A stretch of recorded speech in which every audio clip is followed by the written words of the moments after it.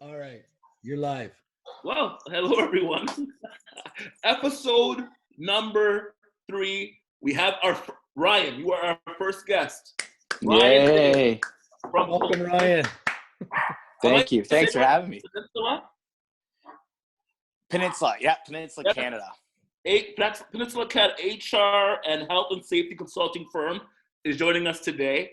Thank you, Ryan, for coming on. I know everyone is busy-ish with what's going on right now. With this whole pandemic, you probably get a lot of questions from clients. So we thought, and so do I, and so does Dan. So we were thinking, bring you on here, you'd be able to give us some insights as to what is happening and what can be done to sort of get through this very rough time. Yeah, for employers, this is basically, it's the unknown, right? None of us saw this coming. I've said this. No one sat around the Christmas table eating dinner going, imagine the 3 months we'll be locked in our house potentially over this pandemic that's going to spread the world. I didn't see it coming. You didn't see it coming. So yeah, a lot of business owners, a lot of unknowns right now. So what we're doing at Peninsula is just basically helping guide them through these muddy waters and trying to get as much information out to them and basically help out with their business and with their employees and what to do, what not to do, and basically just protect their businesses. So there's a lot going on. This stuff is changing every day, every hour, as everyone knows.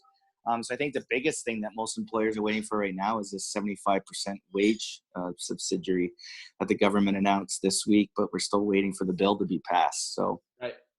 What I would suggest, and I'm sure, Dan, you get questions too, right? I laid someone off last week. Should I bring them back based on this? My suggestion would be just hold off because the bill still hasn't come out yet. We're still waiting to see how it's written. So Well, and I would just hold off. one of the things they were talking about was that it's going to take 6 weeks before you're going to get any money from the subsidy anyway. So even if you have somebody that you laid off and you're thinking of bringing them back, you still have to have the funds to be able to pay the wages for 6 weeks before the government's going to be giving you any money. Yeah. So we've gotten a lot of questions about that, but for the most part, like I've used you with some clients, and I mean, it's a fantastic service because for smaller businesses, it really becomes their internal HR service, right? Like Exactly. one of the greatest aspects is that they can call you guys up anytime they have a question relating to anything HR and make sure that they're getting the proper information. Yeah. I mean, we try to help them with it as much as possible, but we're in no way HR specialists. So I know one of my clients, she used you guys extensively. Every time there was a hire, you guys do the employee contracts. If there's something to do with firing, you guys help them walk through that. What else does Peninsula do that you can let our audience know? Yeah, the easiest way is we are your, if you want to call it, outsourced HR. Most small and medium-sized businesses don't have the bandwidth, or it just doesn't make sense for them to hire on a full-time HR person. So, just like you, Dan, people outsource you to take care of their finances within the business and all that. We're the exact same thing on the HR and health and safety side. So we start by drafting contracts of employment, and that's one of the biggest things that business owners don't realize that they should have in place with their employees. That gives you of what side of the fence do you sit on? Do you sit under the Employment Standards Act, the Ministry of Labor minimum, if it comes to severance, or do you fit on the common law side? So I can tell you with what we're seeing right now, there's a lot of business owners that are not doing layoffs properly. They're unfortunately terminating people right now. They're not doing that properly. So there's going to be a lot of court cases, unfortunately, that are going to be coming from this in the next couple of years, hands down, over wrongful dismissal, constructive dismissal, employees saying I wasn't given the proper safe work environment to work within. And a lot of this stuff comes down to policies and procedures. So at Peninsula, what we do is we start with the core of the business, the important one, which is a documentation from the contracts of employment to then writing a policy and procedure manual. A lot of people call that an employee handbook. I strictly call it the structure of the business. It's the rules that you want your staff to follow by. But if it's not in writing, it doesn't exist. So your staff really can do whatever they want. So in times like this, health and safety is really a big importance and a focus of what every business owner should have in place is a good detailed health and safety policy manual, along with their employment handbook. And then from there, as you said, our clients have access to us any time of the day. So we're a 24/7, 365 business. We have advisors that pick up the phone, answer questions, concerns, queries. And basically the peace of mind for the business owner is that they're doing things properly. Because in the event that something happens or an employee wants to challenge it, then we step in and cover all legal fees for our clients. So it's really like having a full-time HR person, full-time health and safety advisor, full-time employment lawyer, if you want to call it, within the business, but you're not paying us to sit there all day long. So this is the time where a lot of business owners are realizing, oh, it's the unknown. I didn't know I was supposed to have a, little things like right now, you should have a detailed policy around how to properly wash your hands. And as crazy as that sounds, you need to have that within the business so that in the event that someone challenges it and says, I wasn't given the proper work environment, around how to wash my hands, the business owner can say, actually, here's the policy that was sent out. So it's a lot of peace of mind, I think, is what I say is what we give our clients. Now that's fantastic. So we're going to send this out to all of our, well, obviously all of our viewers are going to see it, but we're also going to send it out to all our business owners. Now, let's say they watch this and they go, oh shit, I haven't had any of this stuff. I've laid people off. I've let people go. Maybe I did it wrong. I might be subjective to lawsuits in the future. Is there anything that Peninsula kind of can help them with after the fact? It's hard, right? It'd be like buying a car without insurance, driving it off the lot, crashing it, and calling the insurance company saying, "You insure my car right now?" Right. With that being said, though, yes, we can definitely still look at how they did it and then put the proper things in place to mitigate risk moving forward. Because there are a lot of businesses now that say have 10 staff, maybe laid off 5, but they still have 5 that are working in there. Well, those 5 still should have the proper things in place. So it's definitely something we can still gauge in, what they did, and then hold their hand and moving forward, make sure that they have everything in place properly. So you said also that employers are not. I'm taking notes here, Ryan.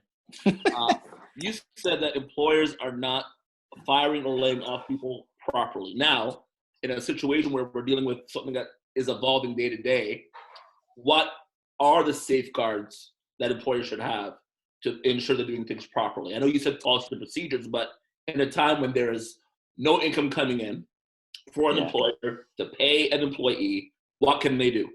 So temporary layoff can be something in place. Okay. A lot of it comes down to the documentation. Again, have the conversation with the employee, have a document signed, if it's a temporary layoff, that they are aware that it's just a temporary layoff, and it could be based on, say, 13 weeks, because that's what we're seeing right now. But obviously these things are changing rapidly too. 13 weeks could easily turn into 6 months. But again, a lot of it comes down to the documentation, having the proper conversation with the employees. Because all this stuff, whenever it comes up, if you get a Ministry of Labor claim or if you end up in a human rights tribunal or employment court, all comes down to, do you have proof? So document everything that you can right now, right? I had a lady called in this week and said, you know what? I have 2 options. I want to lay off my employees part-time, or I want to give a 30% reduction in pay. Well, there is legalities around that. What happens if the employee says, no, I'm not willing to take that 30%? Well, then the alternative could be a temporary layoff. But you can't force someone to take a reduction in their pay right now. Definitely not something that you want to do. So to answer your question, a lot of it just comes down to, it's a one-off sometimes circumstance. Our team looks at everything as a whole and then builds out the best plan for our clients moving forward. And the peace of mind is that whatever we tell them to do, we ensure our advice.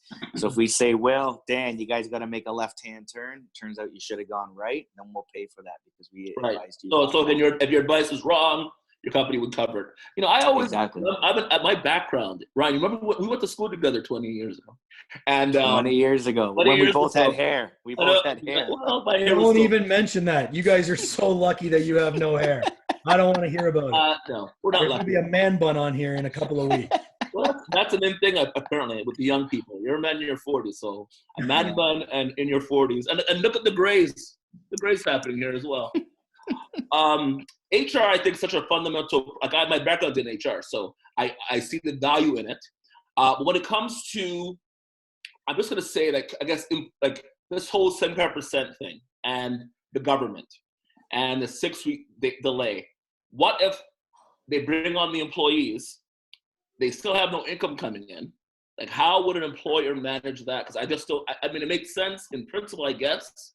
But the thought behind it is, like, if you're in a business that's, let's say you had a set income coming in, now it's reduced because we're all in lockdown. Like, how do you evaluate who to bring back, who not to bring back, etc. as an employer? Yeah, well, you know what, Dan, I'll let you answer that one if you want, because I'm sure your clients are asking you the exact same thing. And as the money man within the business. Well, luckily, so luckily for us, I mean, most of our clients have the ability to be able to pay those 6 weeks worth of wages. Because the first question that they ask is, now we've got, if you're on biweekly, you've got 2, 3, sometimes 4 pay periods that you're going to have to cover before you're going to be able to recoup anything from the government, right? And one of the biggest unknowns is, how is that 75% subsidy going to work, right? Like if you're going to get it, see, I have my own personal opinion about it. If I was an employer, I wouldn't do it if I didn't have any income coming in. Right? Yeah, I agree. Because for me, the employee's better off going on EI and having complete government support than for me, because the government's still encouraging you to top up the extra 25%. And I have a funny feeling that somewhere in this legislation, that 75% subsidy will become taxable income to the company. Oh, for sure. At some point.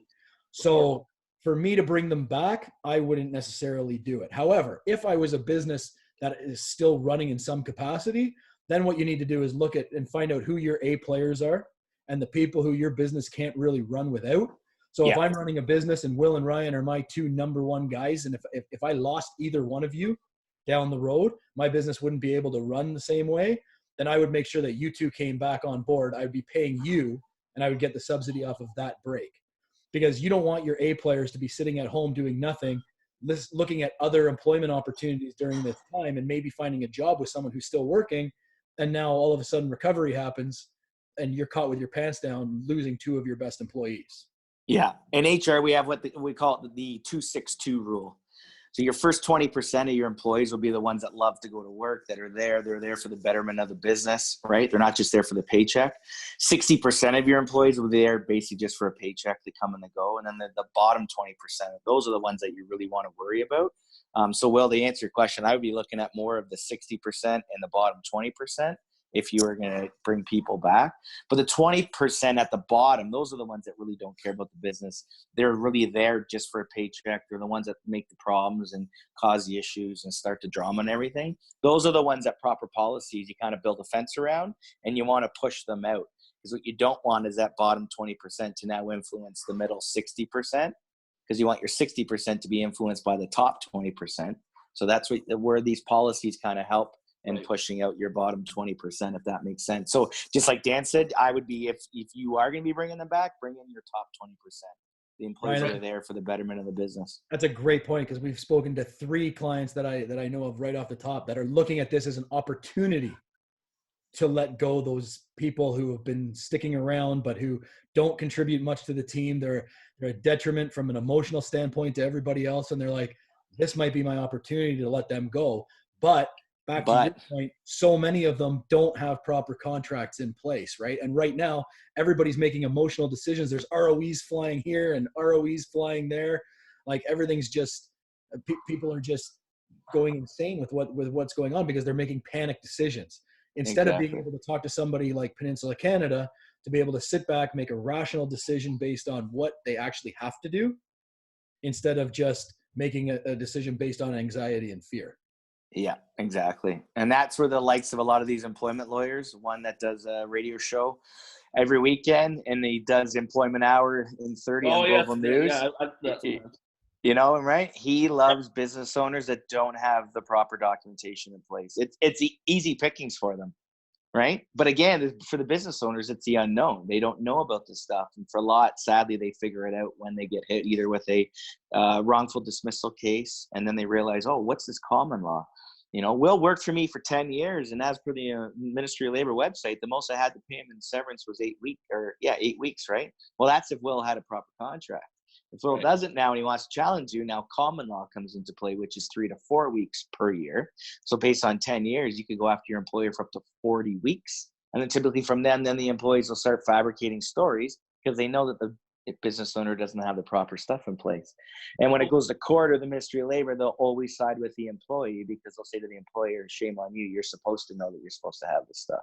Right. And typically the Ministry of Labor, I know, sets a limit on the amount you can get in terms of money back from people. But what I'm hearing from you there, Ryan, and a little bit from Dan, but I think you're smarter, is that now, if an employer has downtime, now would be the time for them to work with an HR company like Peninsula to develop these policies, because now they have the time, procedures, and to help I mean, they may not be able to safeguard themselves today, but they certainly can safeguard themselves down the road. Right? Exactly. Because now everyone always says, I'm too busy. There's no excuse now not to have the right policy in place. Yeah. Yeah, exactly. And now is the time, because if you let someone go and they turn around and say, due to COVID-19, I was, let go based on this. And again, they're going to use that angle. And I might be throwing a lot out there to your viewers of, my employer didn't have that in place. I'm going to look into this and see how we can go after them. But yeah, health and safety policies right now are on the utmost importance of what you should have in place. So are you saying that if an employer, then let's say the employer lets someone go through an email or a face-to-face meeting, should that employee then could they consult with a Peninsula, or should they consult with a lawyer? Like, what should they do before they agree to something? So at Peninsula, we're here for the business owner. That's who we work with. Yeah. Right. We don't do anything with the employees. Right. But with that being said, if you work for a business that have a proper contract, has an employee handbook, has the policies and procedures and the rules, as I call it, to me, that kind of helps both the employers and the employees, because now the employee has a mindset of, okay, this guy's got his ducks in a row, right? There's a structure to this business. So it protects both sides. And that's what you want, is a good, viable business at the end of the day, where your first 20% want to come to work and want to make money and hopefully make more money for the business owner. But you want to influence the 60% and the 20% to have hopefully 100% of your staff that love what they're doing. Right. And then with the 75%, I have notes. Good points here. So it says up to 6 weeks, could be 8, 10, whatever weeks until the money is released or going to businesses. Do you know if they'll back pay, or, let's say, you decide to bring people back in Monday, April 6th, and, you don't get the payout until May.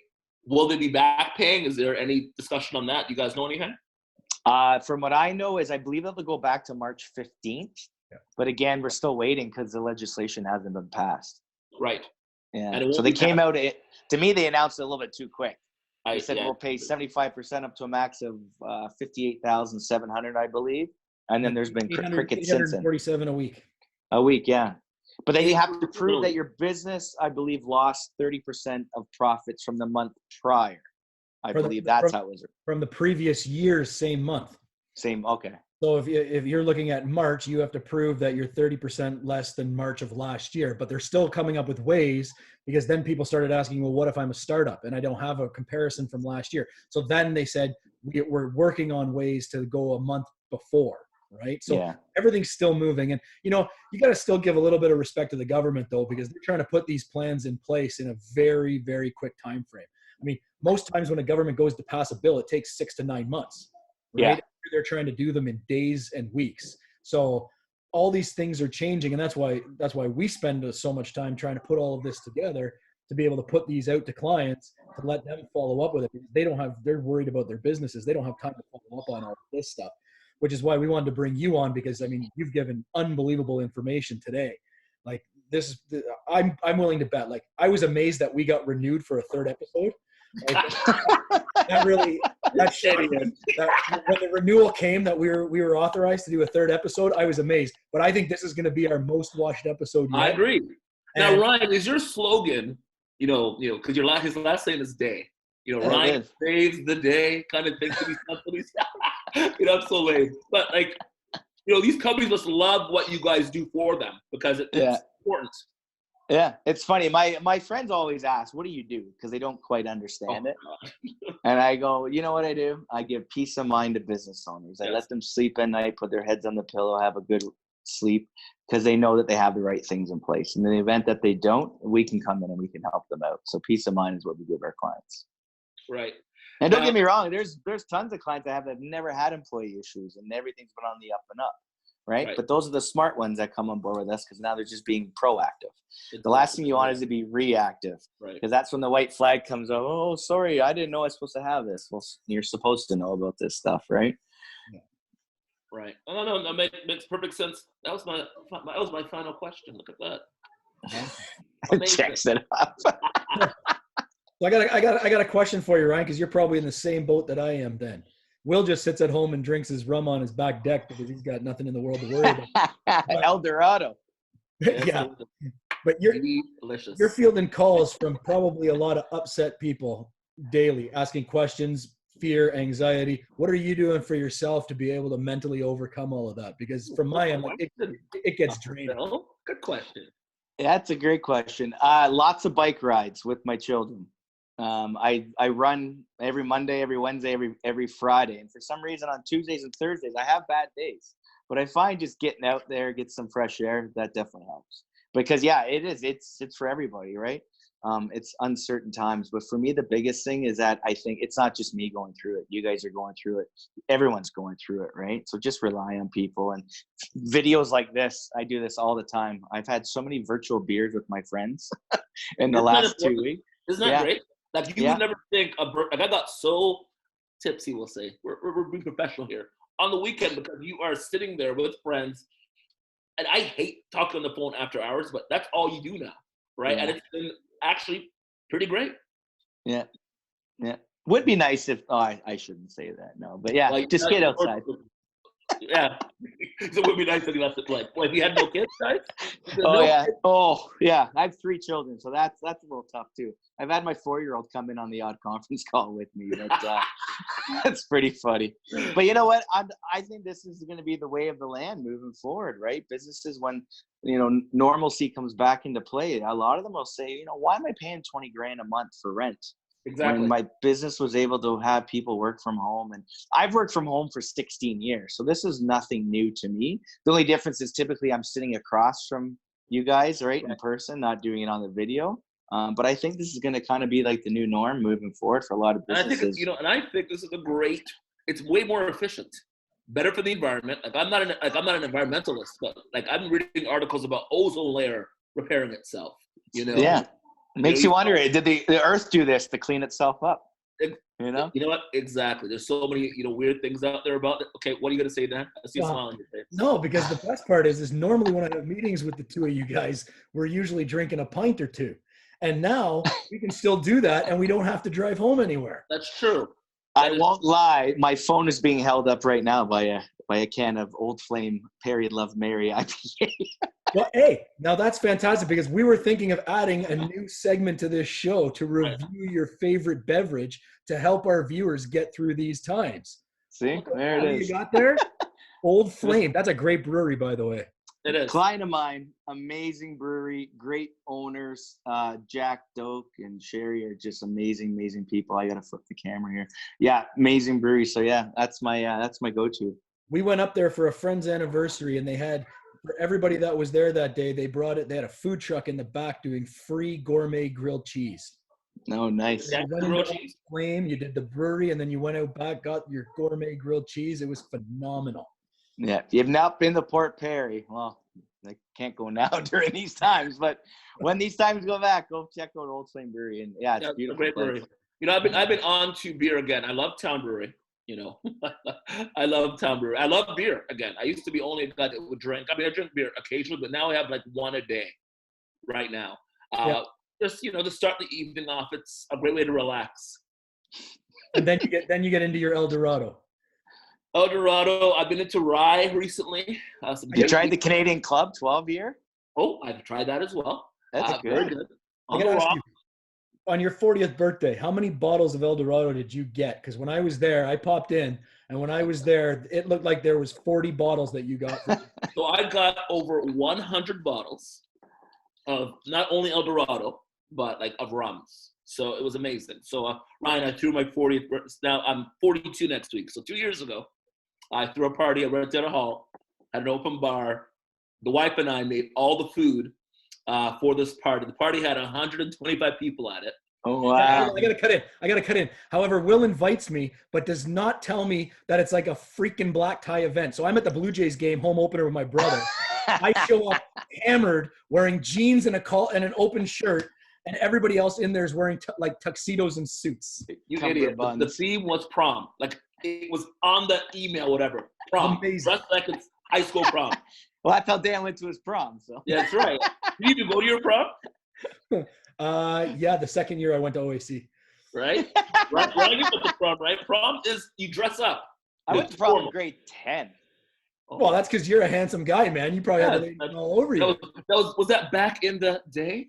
Back in the day. There you go. Perfect. My went- DJ Rad days, remember those? Right, you On do the that? ones too? No. You never wanted us to do a Facebook Live DJ? Like No, everyone- I tune in the Daryl Massey for that one every day at Oh, 5:00. Daryl's good. Yeah, I think I've seen a few others that I know do it as well. So yeah. A friend of mine, You have Dominic, not had does it in any- the Hop House. Daryl's got sponsors. You notice that? Oh, yeah, Every day, sponsored by so and so. Hey, we're working on it. We're working on it. I'm going to send a message out to Old Flame tonight. This episode brought to you by mail Old us Flame Brewery. some beer. They should. They should Perfect. definitely. Are we done All here? right, gents. Well, I just want to say thanks for having me, boys. I really no. appreciate it. Ryan, we appreciate you taking time out of your busy schedule. It's pretty busy. It's pretty busy. It's so I'm swamped. Like I feel like I'm busy. I gardened yesterday. I'm starting to garden now, and I will tell you this right now: the hardest. I'm fat, but the hardest thing is up and down, and I'm weeding now. I'm getting the garden beds ready, and I did it for like 4 hours. And my house is a very small lawn, and you would think I ran a marathon. I am so sore today. But it does eat up time. I'm enjoying gardening this year. I'm setting up my back deck tonight. Gonna be sitting out there doing some barbecuing over the weekend, having some beverages. You just gotta enjoy this time. You got to find a positive in the negative, right? Exactly. Yeah. So my positive today was talking to you two. Aw. You know, after 20 years of knowing you, you are the sweetest man. Thank you. I have a lot that would argue with that comment. Well, your wife, my wife hates me. That's why during the day, we're separate. She's upstairs, I'm here. And we married Melissa's. We did actually. And they're difficult people. So don't let anyone else tell you otherwise. Well, gents, fun. I appreciate this. Hey, Yeah, that was awesome. exactly. I think we got some real good information out of We this. did. video. Well, we should do this every Friday and just talk beer then. How about that? But you know what? Once this bill does get passed, we should have you back Yeah. on to talk about the ins and outs of it. I would love to come back on with you cool cats and kittens. Well, thank you. Awesome. Well, awesome. Well, thanks, Ryan. Appreciate it. Again, at the bottom of this video, we'll have your contact information and email. So if you have any questions who are employers, they can shoot you an email and ask. Feel free. Yeah, no questions, no strings attached, no costs. Here to just help during these times. Perfect. Anything we can That's do for amazing. each other. Thank you. Thanks a lot, Ryan. Appreciate it. Yeah. All right, boys, stay safe. And as I say all the time before I hang up, wash your hands. See ya. Yeah. See you guys. See ya. Ciao, boys. See ya. Drop my phone.